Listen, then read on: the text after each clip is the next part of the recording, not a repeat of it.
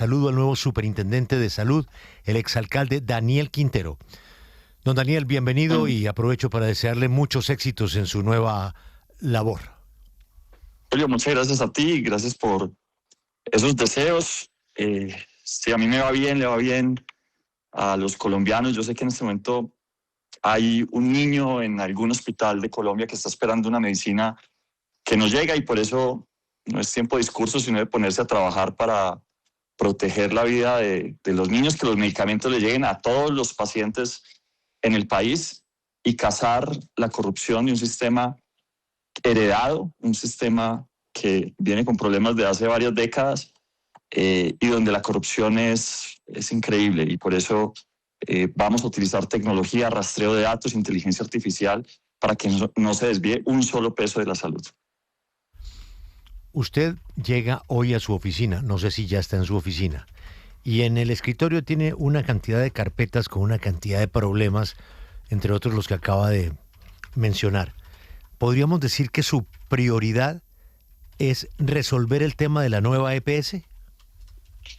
Pues realmente de todo el sistema, la nueva EPS sin duda por su tamaño y por los retos que tiene, los problemas que tiene, tiene el poder, la capacidad de arrastrar a todo el sistema consigo.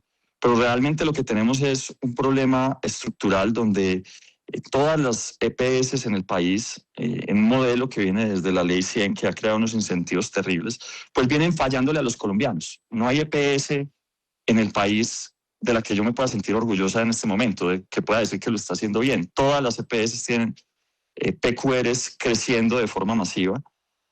Hay rastros de corrupción en las intervenidas, en las no intervenidas, en las públicas, en las privadas. Uno de los retos grandes que tengo es que esta superintendencia no sea reactiva, sino que sea predictiva, que se anticipe a los problemas. Y ahí hay dos temas en los que quiero hacer enfoque en este tiempo como superintendente. Y el primero, lo mencionaba ahorita, es el tema de los niños. La primera pregunta que le hice al equipo este sábado cuando llegué a la superintendencia es ¿dónde estaba Kevin? Kevin es un niño con hemofilia que termina perdiendo la vida y hay una discusión sobre quién es el responsable. Para mí la responsabilidad recae sobre el sistema mismo que ha fallado y esa pregunta de ¿dónde estaba Kevin? Viene o busca responder es ¿por qué no se vio? ¿Qué pasó con las PQRs? Las PQRs son las quejas que pone la gente.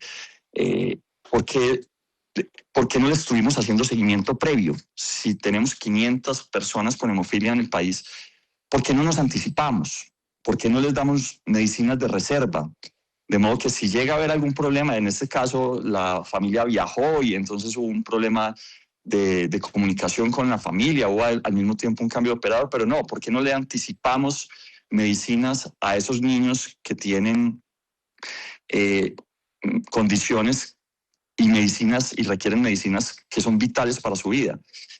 ¿Por qué la super no utiliza tecnología para hacerle seguimiento a todos estos pacientes críticos, los crónicos, los trasplantados, los que tienen hemofilia? Sí. Yo tengo una niña que necesita una droga para vivir, que es una niña que fue trasplantada y por eso para mí esto es tan importante. Lo primero que le dije a todo el equipo es aquí nos vamos a volver implacables con las EPS que no entreguen medicinas. Solo este fin de semana ya me tocó resolver un caso de un niño, Samuel España, sí, al que no le había llegado la medicina, que terminó en una cama de cuidados intensivos y pues esto va a implicar sanciones, investigaciones. Yo voy a ser implacable. Lo que digo es, no me importa si no están intervenidas, la orden que me dio el presidente es que cumplan la ley, porque la salud no es un negocio, la salud es un derecho, está en la Constitución, es una orden y hay que cumplirla.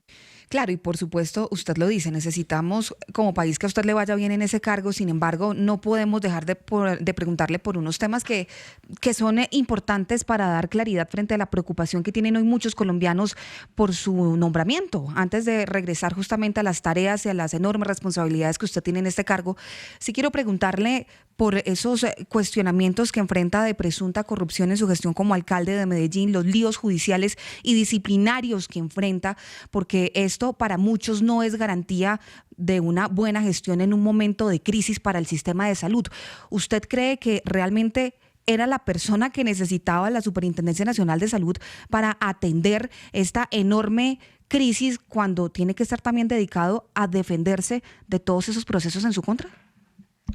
Y seguramente voy a salir con muchos procesos de la supersalud, porque yo soy una persona que enfrenta mafias, y eso es lo que hice en Medellín. En Medellín teníamos un problema gigante, y era que había unos carteles, una represa gigante, Hidroituango, tan grande que era capaz de quebrar a empresas públicas de Medellín.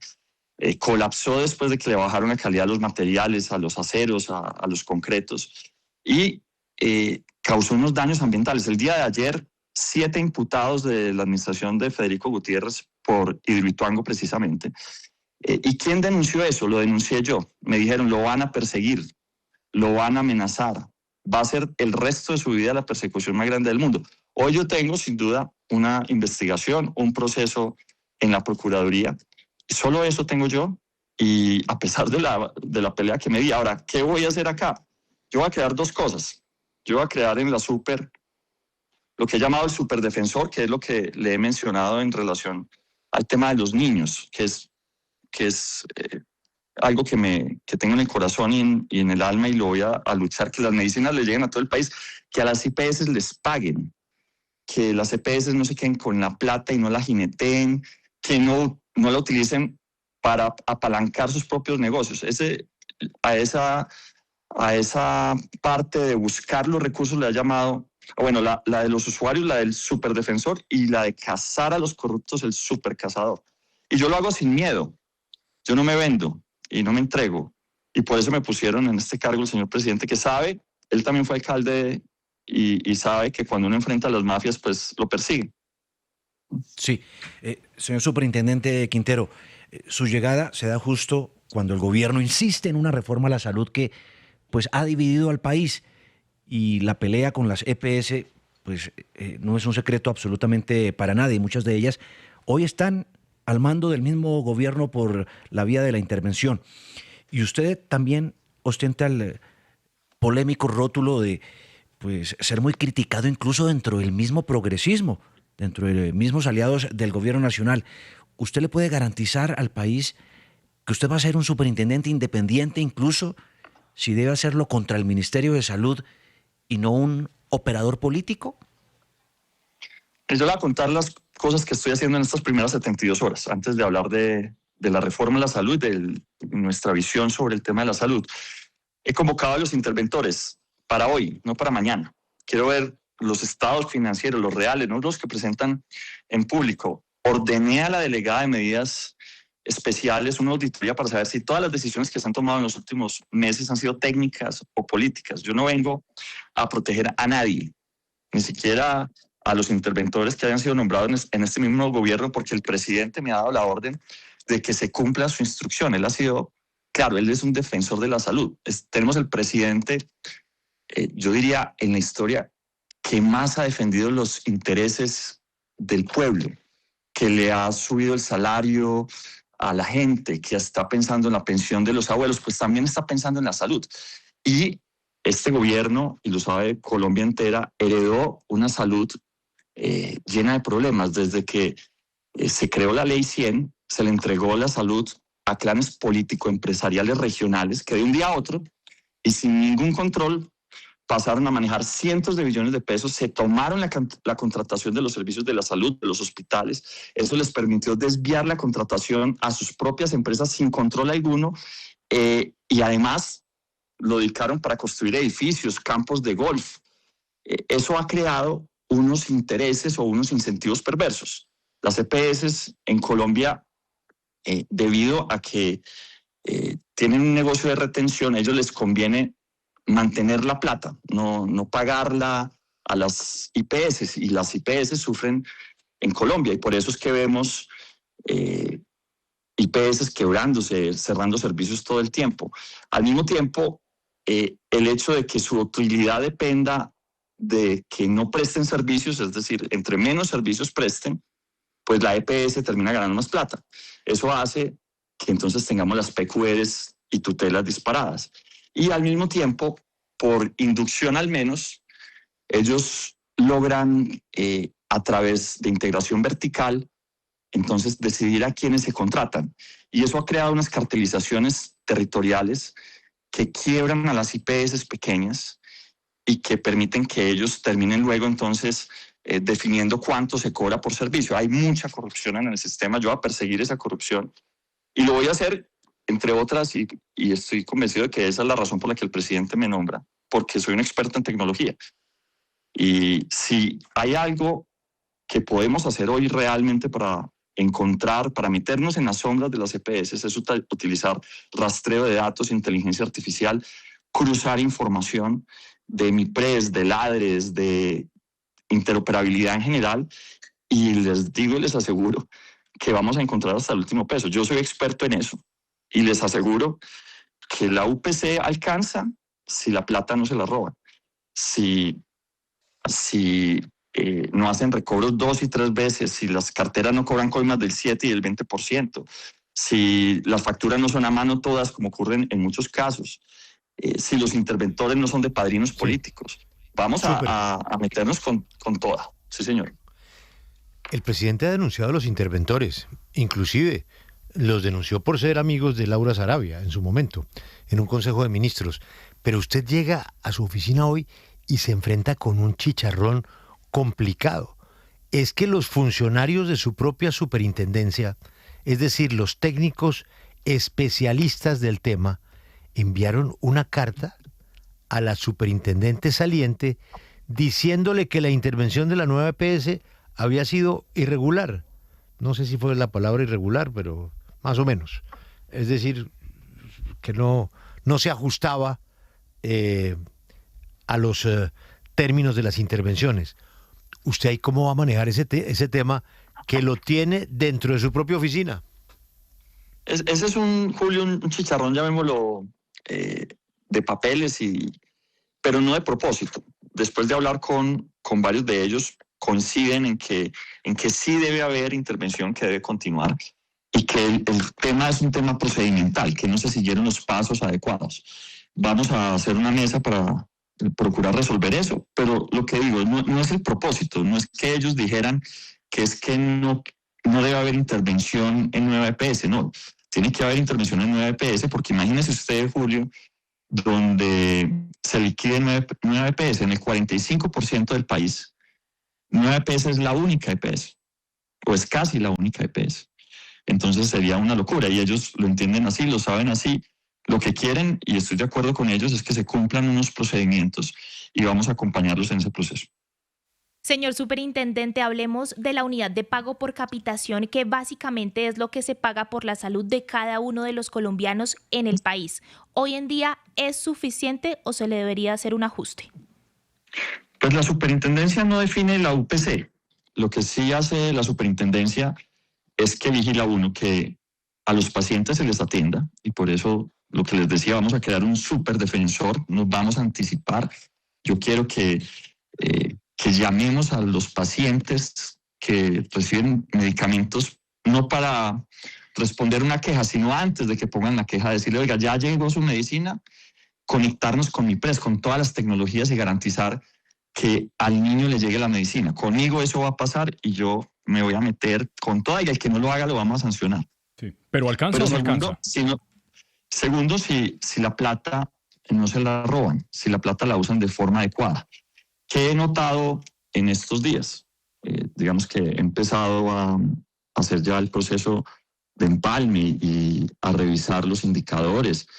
Primero, que hay opacidad en la información. Hay muchas EPS que no presentan información contable, otras que hacen anticipos sin soporte, hay sobrecostos sistemáticos en el sistema, tenemos coimas, hay muchas denuncias de coimas para el pago de carteras, coimas que van entre el 7 y el 20%.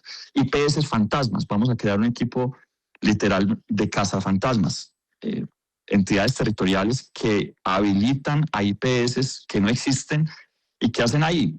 Entonces se inventan que trataron o que le hicieron un procedimiento, o vía SOAT que alguien se accidentó, y es mentira, es para robarse la plata del sistema. Entonces, para que alcance la plata de la UPC, lo primero es que no se la roben, que a través de procesos de integración vertical no le cobren al sistema lo que sea. Y eso solo se puede hacer hoy en día con el uso de tecnología avanzada. Eso es lo que vamos a hacer. Señor superintendente, en su opinión, ¿qué es lo que tiene que hacerse con el servicio de atención en salud para los profesores? Porque se supone que fue reformado por este gobierno hace ya un par de años y pasó de malo a muy malo. Pues vamos a hacer la tarea, vamos a meternos, es lo mismo. Es lamentablemente lo que hemos notado en estos días.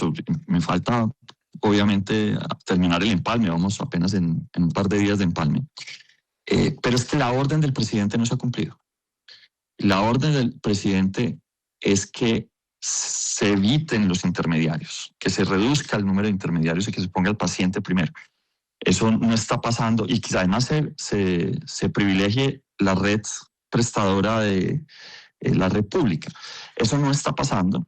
Incluso se está incumpliendo la ley. Este es un gobierno que ha aumentado la UPC de forma significativa, cerca del 50%, pero además no solo lo ha hecho con la UPC contributiva, sino que la UPC del régimen subsidiado la ha aumentado como ningún otro gobierno, casi que igualándola. Entonces, es un gobierno que ha hecho un esfuerzo gigante aumentando la UPC, pero insisto, si no se cumple la orden del gobierno, y es que los intermediarios no se queden con la plata, que no haya IPS fantasma, que no se paguen coimas. Imagínense esto, yo le hago una pregunta.